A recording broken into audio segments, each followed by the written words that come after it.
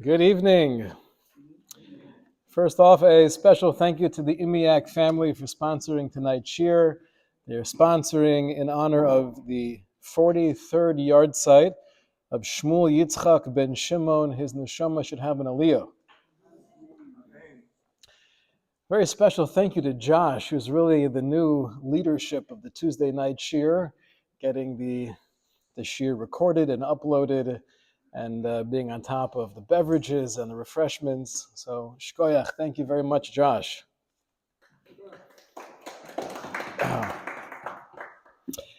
Okay, is it true that Orthodox men make a blessing every morning thanking God that they're not women?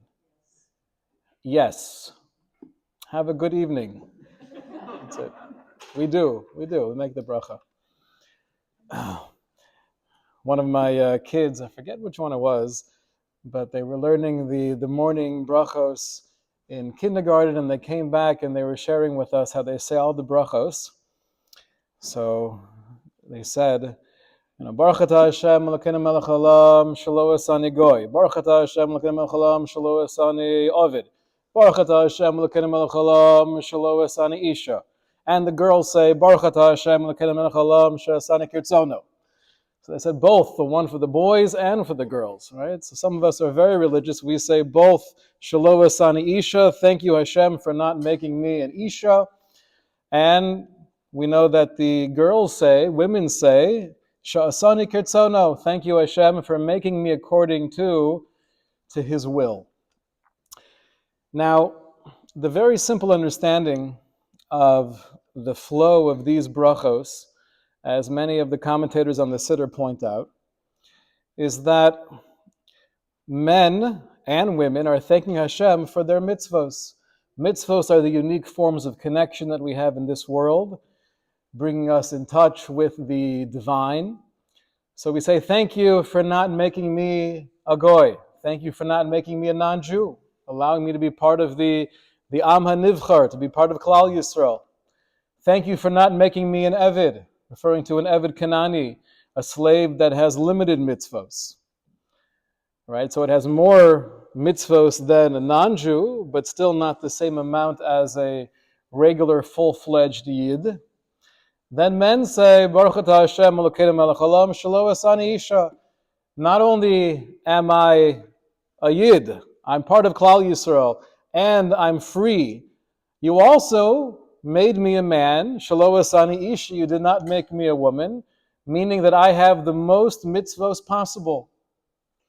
And women say, simply understood, Baruch atah Hashem Elokeinu melech haolam she'asani kirtzono, that you've made us according to your will, which means, listen, even though we don't have as many mitzvos as men, Baruch Hashem, we're still part of Klal Yisrael, and we thank you for creating us based on your ratzo. Meaning to say, it's true we don't have as many mitzvos, but we're okay with that because this was your will. The simple understanding would be that the bracha of Sha'asani Kirtzono that women make is almost a bracha of acceptance. It's not ideal maybe, but I accept the fact that you created me like this. I don't have as many mitzvos, but I'm okay. Now, we had in the shul one time, going back many years ago, we don't say the brachas HaShachar anymore out loud, but we used to. And there was a fellow who was during his year of mourning for one of his parents, and he wanted to know if he could daven Psukei Zimra and say the morning brachos. So I said, sure. He said, the one thing though is that I never felt comfortable with the bracha of Shelo asani isha. Is it okay if I just skip that one but say the rest? So I said, I'm going to get someone else to say brachos, and then you'll come up after him and you can do Psukei Zimra. But our custom is to say all of the brachos. There is a feeling that maybe women have less mitzvos than men because there's some level of discrepancy or inequality. Is there any truth to that? Is there any difference in the level of kedusha, right? The sanctity of the Jewish soul, male versus female? So Moshe Feinstein writes in a famous tshuva, he says, there is absolutely no difference whatsoever in the level of sanctity of a neshama, makes no difference male or female.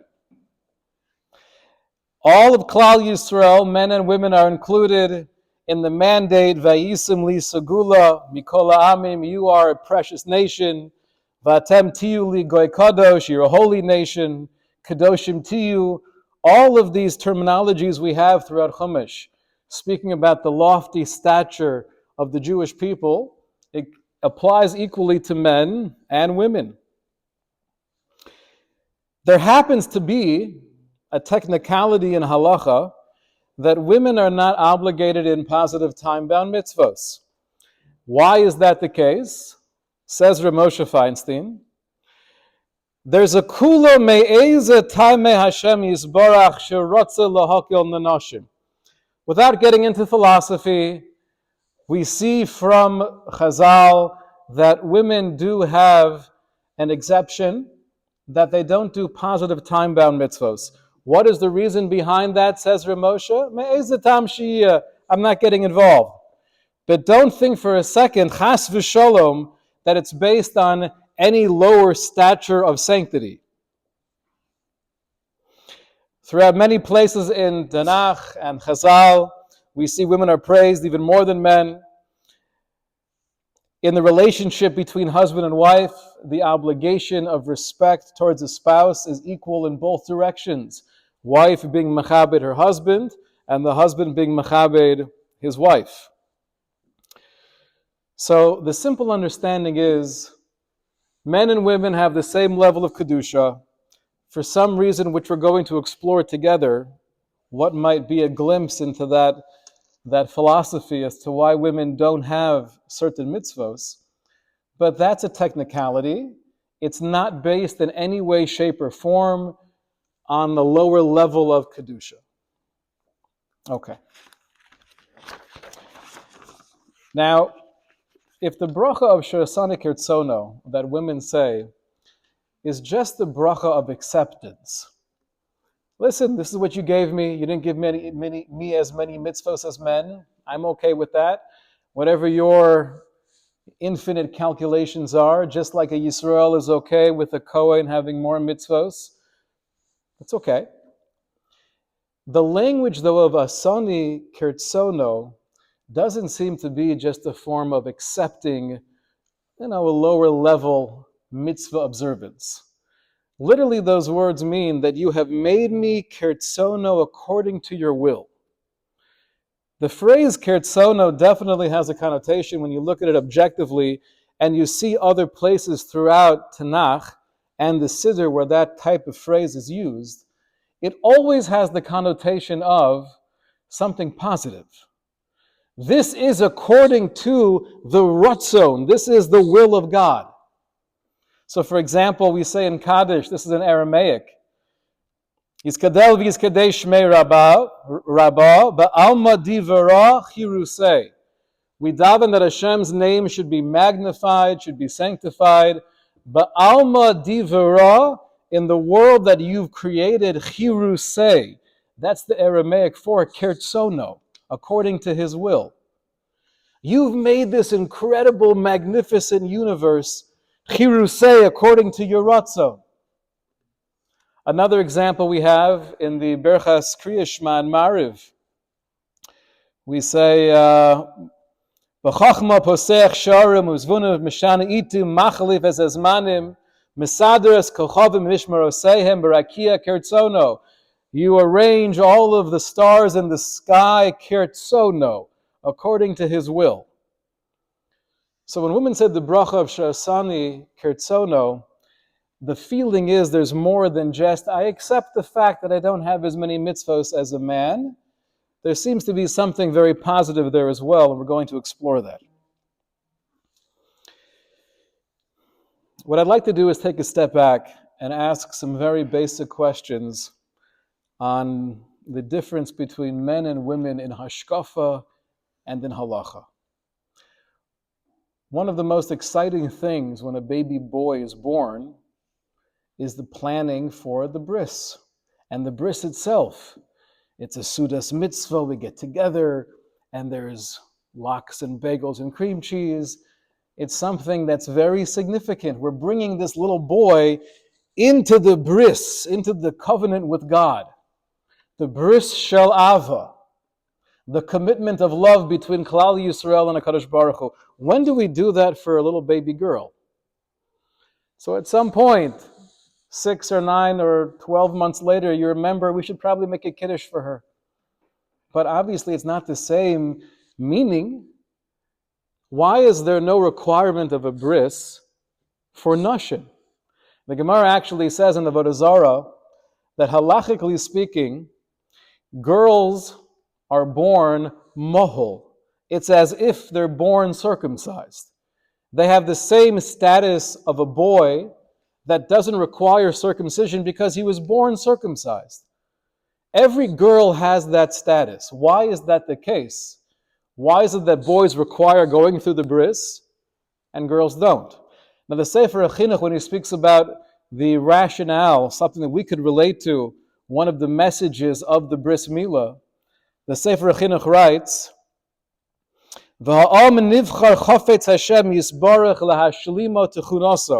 Hashem wanted us to complete our mission. And He wanted to make it clear that the mission of every human being is not a passive one, but we have to join, we have to partner with HaKadosh Baruch Hu in doing our part. That's why a child is not born shalei mibetin, whole and complete from the womb. It's sending the message that just like we have an obligation to complete the physical structure of this little boy through our participation,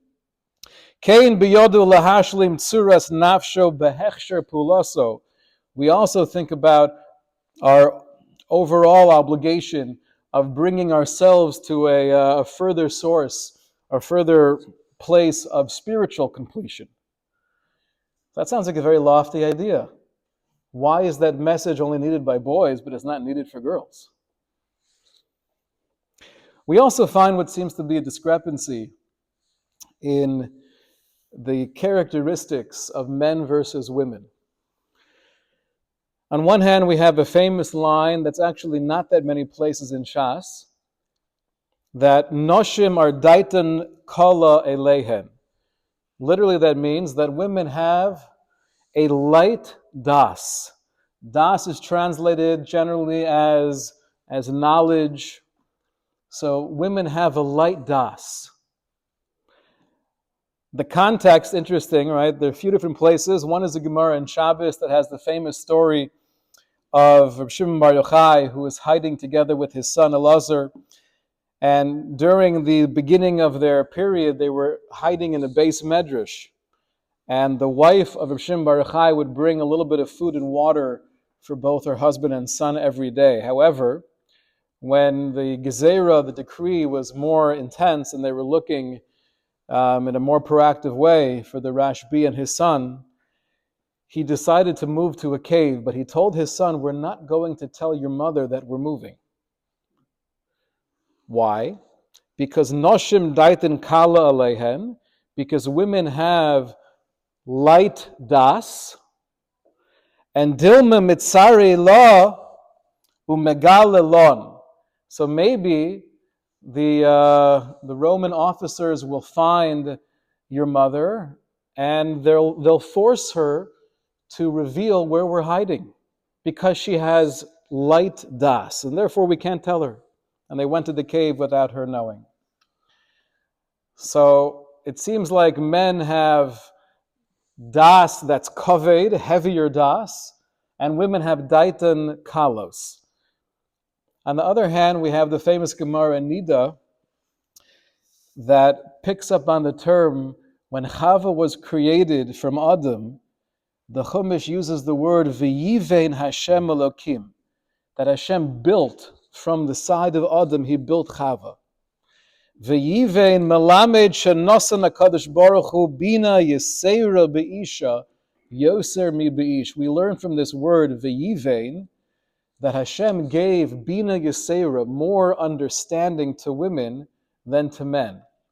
Bina is oftentimes translated as intuition, which is also interesting that the word Bina and Bona are intimately connected, because Bina, understanding, is extracting something, building from a previous concept. So V'yivein, Hashem was building Chava, and in that pasuk we see that in general women have more bina, more intuition. So men have a heavier das, and women have daitan kalos. They have a lighter das, but yet women have bina yisera. They have more bina, understanding, intuition than men. So we'll have to explore how those two things relate to each other. We had at the end of Parshas Yisro, not at the end, but right before the giving of the Torah, where Kadosh Baruch Hu tells Moshe, "Kos somar lebeis Yaakov v'sagiv livnei Yisrael." You should say to Beis Yaakov, and you should tell Bnei Yisrael.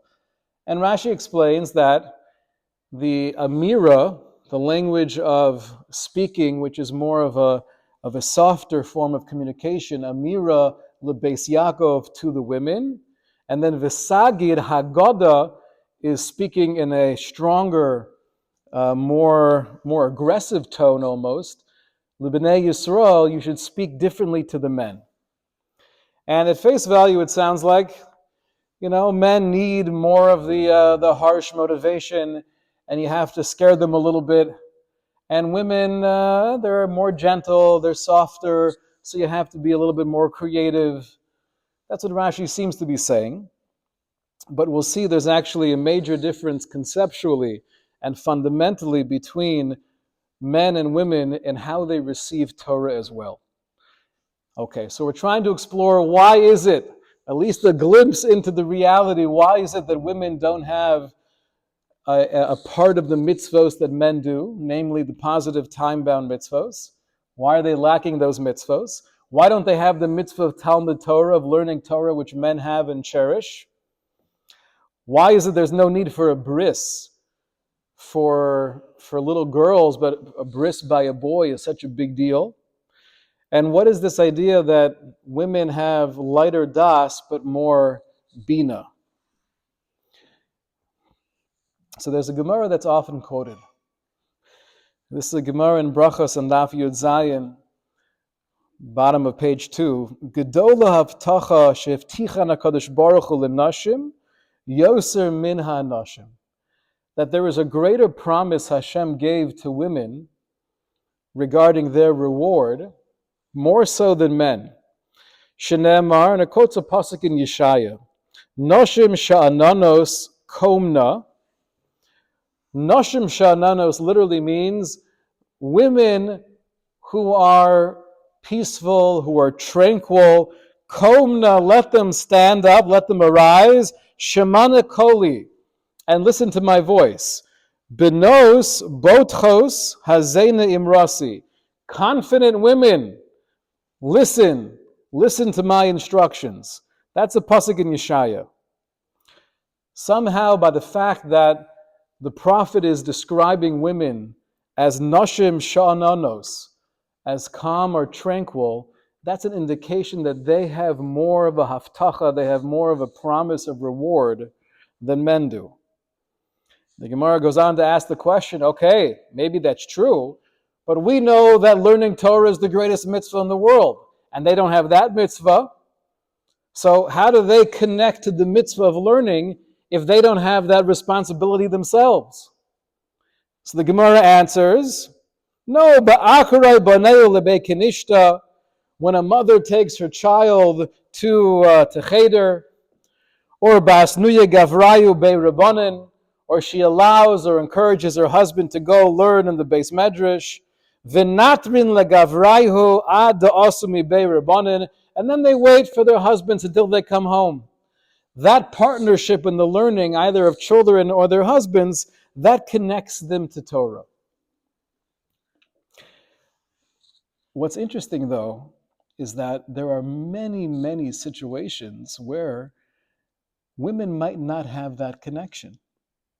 Let's say someone is married for many, many years and they're not zocheh to have children and her husband doesn't learn. Let's say you have somebody who's single. Let's say you have an almana who was married who's no longer married. If you're telling me the only way that women have this connection to the greatest mitzvah in the world is through their family structure, you're basically creating a very narrow bubble. Doesn't seem to be fair, so to speak, that women can't have a connection with learning if they don't fit into that particular framework. So I want to share with you an incredible morale. This is morale on page 3. The morale tells us that there's an intrinsic fundamental difference between men and women. Kosomar, when Hashem says, speak to Beis Yaakov, speak to the women. Beloshen Raka, he's instructing Moshe, speak to them in a gentle way. Not because they can't handle something stronger, but you have to know the wavelength of Noshim. Shischarim harbe ma'od. They're starting off with more of a promise of infinite reward than men. Ulekach machtim hanoshim techila. That's why they actually come first in the pasuk. First speak to the women, to Beis Yaakov, and then speak to Bnei Yisrael. Noshim are described as shananos, peaceful or tranquil. Explains the morale. Ki ha'ish b'meshuhu gover einenu bal sha'anan. Men don't naturally have the same internal peace or calm that women have. V'hasheket, they don't have that quietness of the soul because there's always a need for conquest. There's a need for milchama. Aval hanoshim ru'uyim umuchanim la mitzad atzmam. But women, by their very nature, they're more ready and prepared for a loftier, more tranquil existence. They don't have that same need to be aggressive, to be proactive in the same way that men do.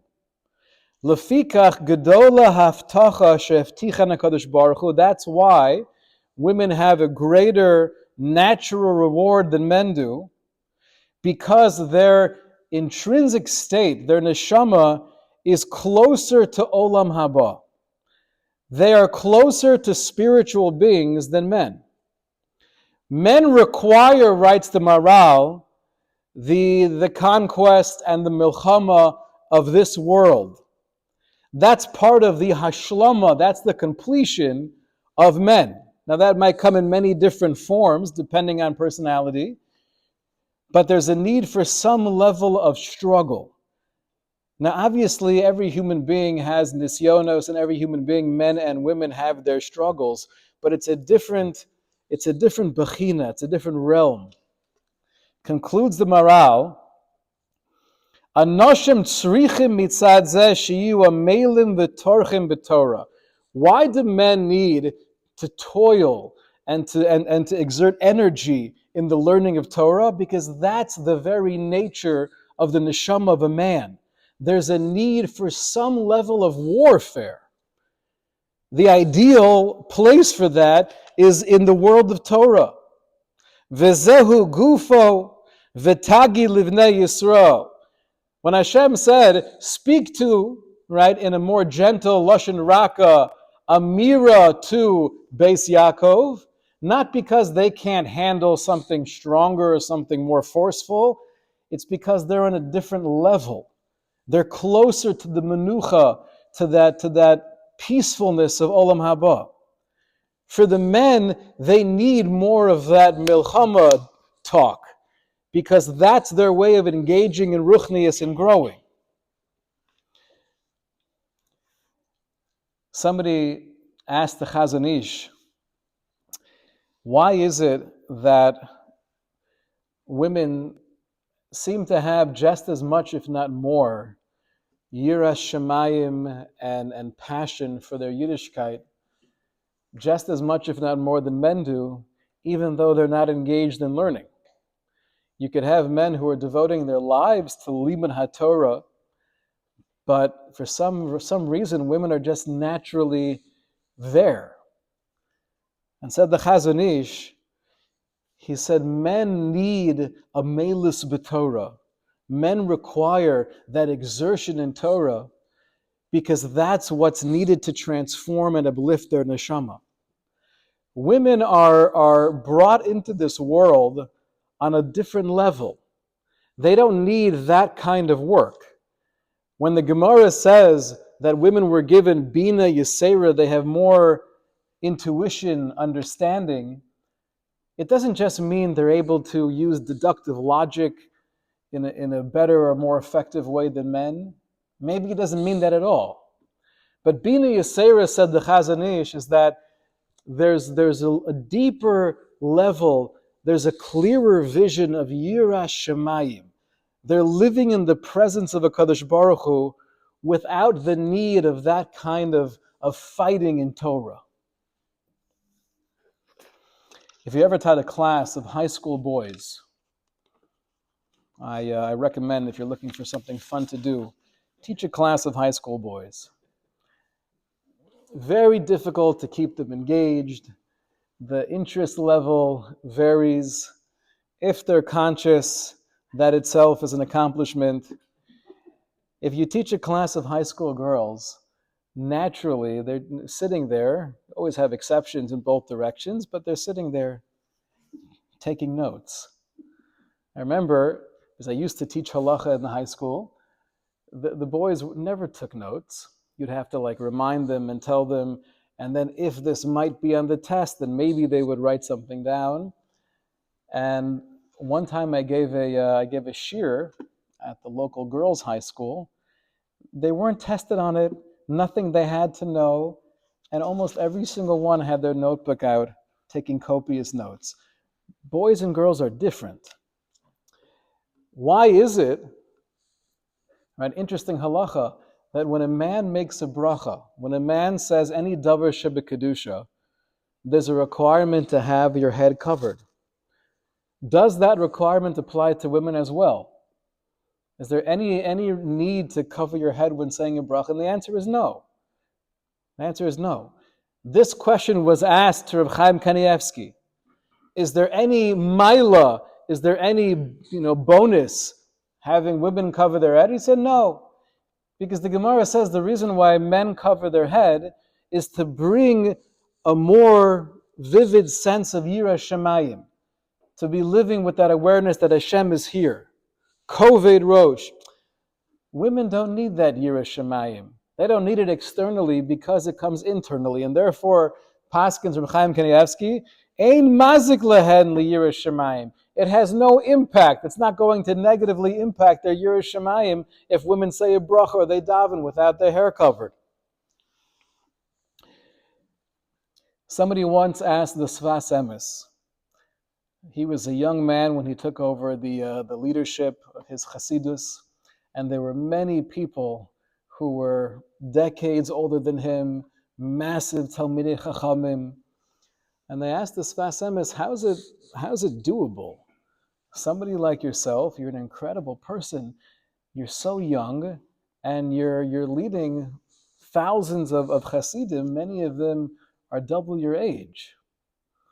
And he said the following mashal. He said, my grandfather was the Chadushay Harim. So anything that I have, he said in his humility, it's not because I worked on it. It's not because I was toiling in Kedusha and Chasidus and Machshava. It's the mashal of the guy who chooses to climb a very tall mountain. It takes him years and years to get to the top. And when he gets to the top, he sees there are a few kids that are playing there. And he asked them the question, how is it possible? I'm an expert climber, I'm a hiker, I've been training for this, and you kids are just here playing around. How did you get here? So they said, well, we were born on top of the mountain. We didn't have to climb the mountain. So the Sfas Emes was saying, Listen, I was born on top of the mountain. I'm the grandson of the Chadushi Harim. I don't get any credit for this. In a sense, I think it's fair to say that we believe the neshama of nashim, women are born on top of the mountain. She'asani kertsono, HaKadosh Baruch Hu made women kertsono closer to the will of God than any other creation. Men were born much lower down on the mountain. We have more obligation, we have more achrayasin, more responsibility. Our job in this world is to climb the mountain. Those are the added mitzvahs that we have that women don't have. So when men are thanking Hashem, thank you for making me a ben Yisrael. Shelo asani goy, shelo asani ovid, and shelo asani isha. Thank you for not making me a woman. Because given my existence, given my reality, I have more mitzvahs than anyone on the planet. Thank you, HaKadosh Baruch Hu. And women say the bracha of, thank you, Hashem, for creating me, she'asani kirtzono, for making me closer to your will. Now we find this in a few different examples. I'll give you one theme, though, that comes up often. What does it mean to be closer to the Ratzon Hashem? Closer to the will of God. What is the will of God? So we have the Yud Gimel Midos HaRachamim. We know Hashem is described in ways of chesed, of compassion, of kindness. And we find those same descriptions more so regarding women than we do men.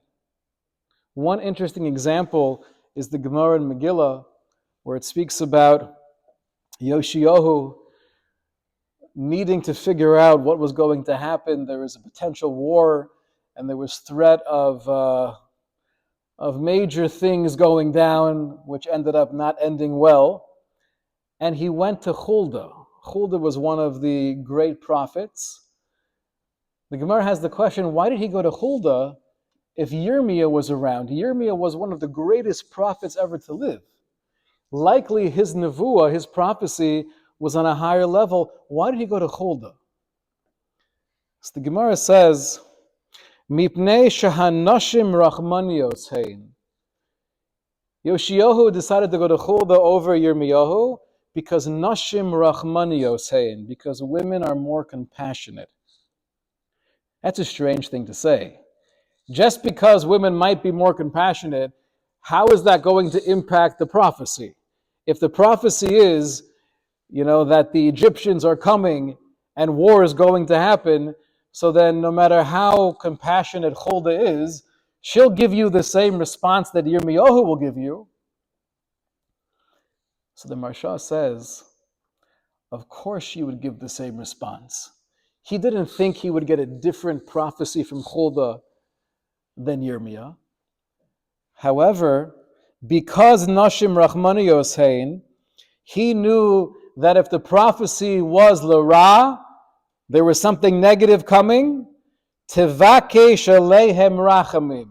Because Nashim are Rachmaniyos, she would daven for compassion from Hashem.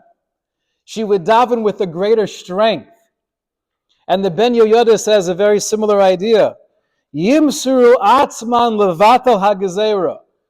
Yoshiyahu went to Huldah because he knew that women would be moser nefesh, they would be sacrificing of themselves to somehow try to nullify that decree through their tefillah.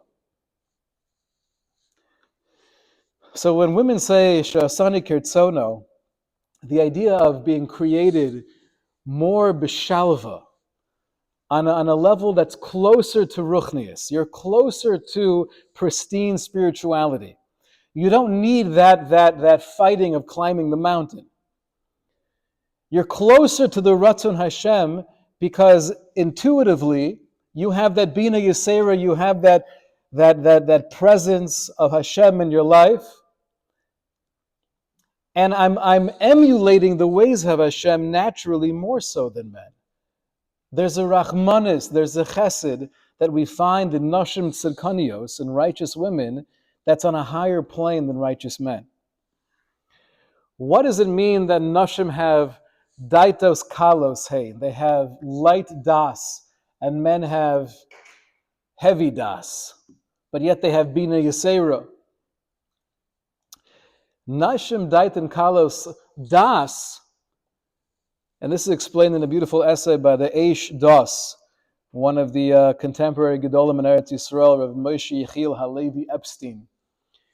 He says, Das, knowledge is something that's fortified, that's strong, that's anchored, to the point where nothing is going to budge me from my stance. That's a weapon that men need, because their whole matorah, their whole goal, their objective in this world is to climb the mountain. To climb the mountain means you need a melus. You never find that expression regarding women, right? Tehillim, learning, chizik. But you don't say that women need a melus, they need to toil in Torah. That's not how they connect to Torah necessarily.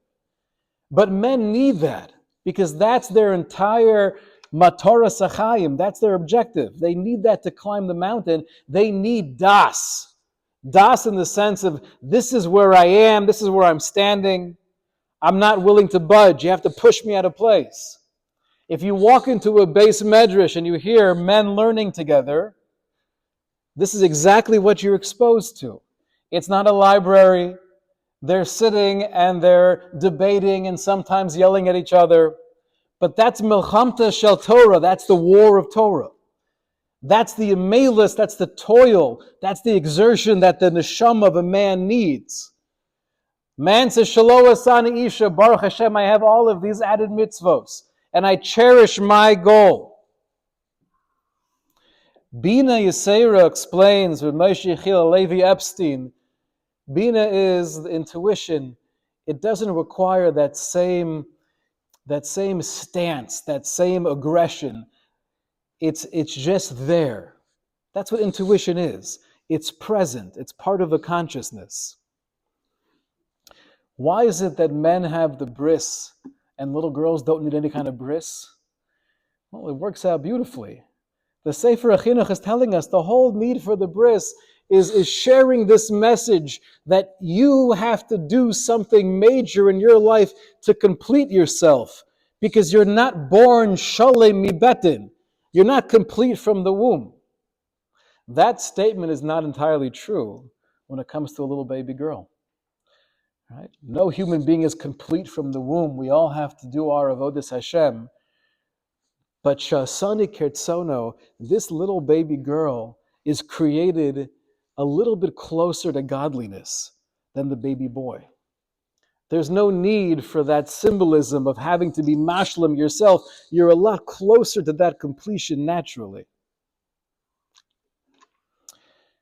So when we say the bracha in the morning, if you're a man, you say Shelo asani isha, there should be a sense of real gratitude. This is the job you've given me. I'm thankful for all the mitzvos that I have, knowing that I have more mitzvos than anyone else on the planet. I know my tafkid, my mission is to climb the mountain, the amelis, the toil, the blood, sweat, and tears, but that's what I'm living for. Thank you, Hashem, Shelo asani isha. And when women say the bracha in the morning, it's not just a bracha of acceptance. Okay, you gave me less mitzvos, like a Yisrael has less mitzvos than a Kohen. When women say the bracha of She'asani Kirtzono, it's more than just saying, I accept the fact that I don't have as many mitzvos. It's an understanding that the Kedusha and the Tahara, the purity and the sanctity of my soul is the exact same as a man. There is no difference whatsoever. Thank you, Hashem, for creating me a little bit closer to your Ratzon, with those netiyos hanefesh, with those inclinations towards rachamim, to follow and emulate your divine ways. Thank you for creating me She'asani Kirtzono. Have a beautiful evening.